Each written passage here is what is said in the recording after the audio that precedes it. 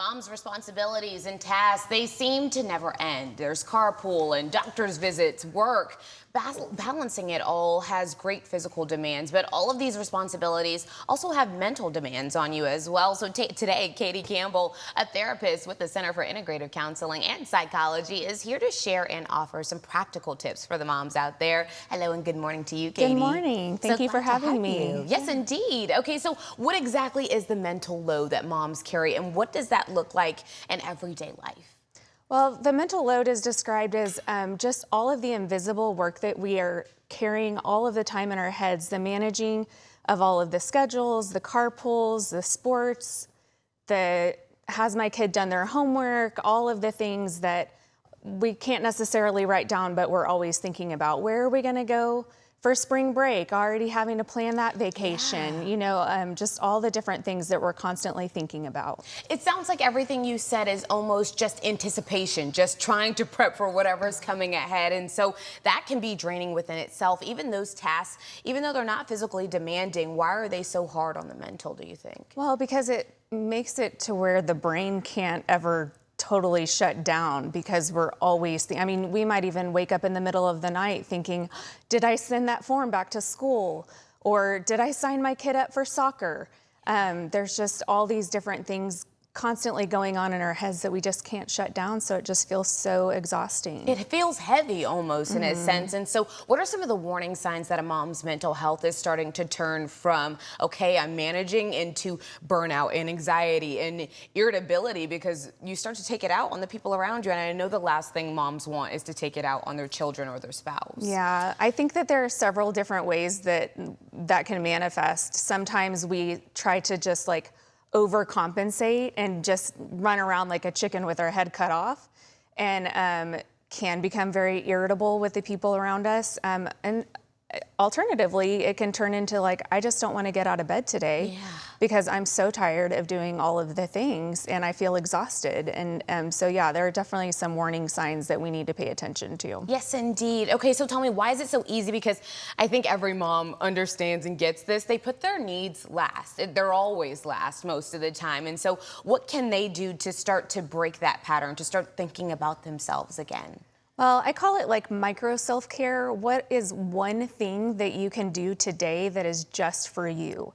Whether it's, I'm gonna go for a 30-minute walk, I'm gonna take a hot bath after I put everybody to bed, I'm gonna sit down and read a book for a little while. What is just one small thing?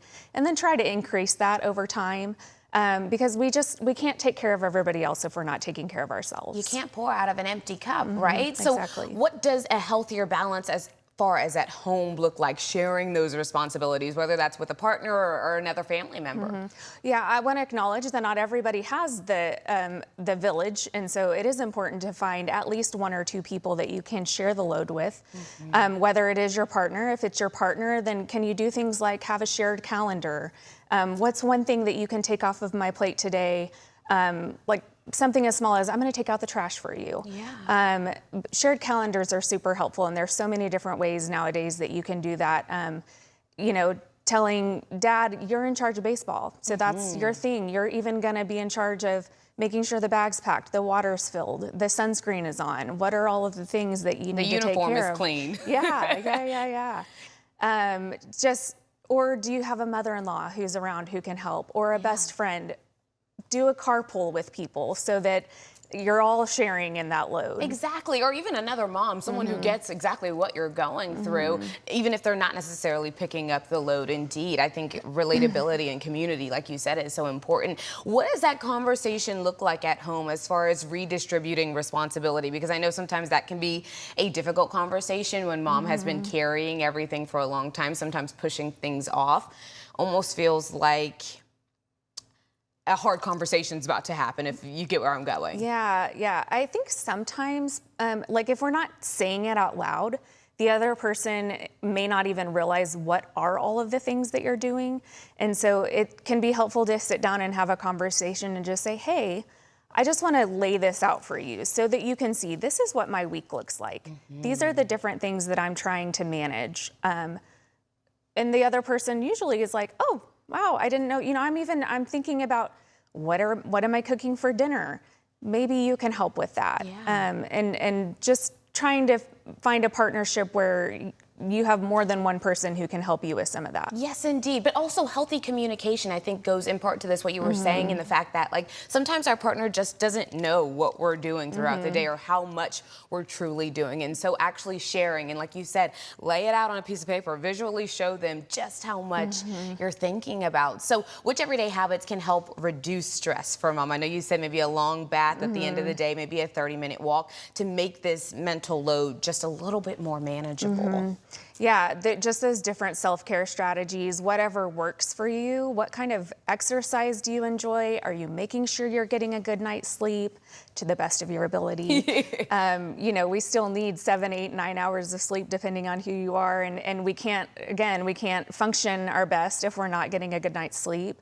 And are you like making time for yourself to eat good food?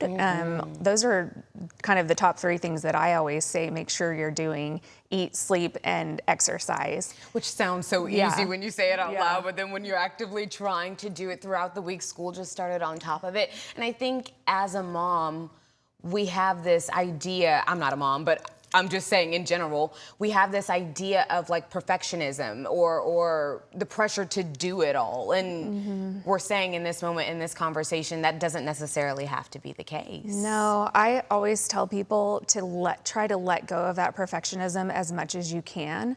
Nobody is doing it all perfectly, no matter what their Instagram story says. And we have to stop comparing ourselves to everyone else.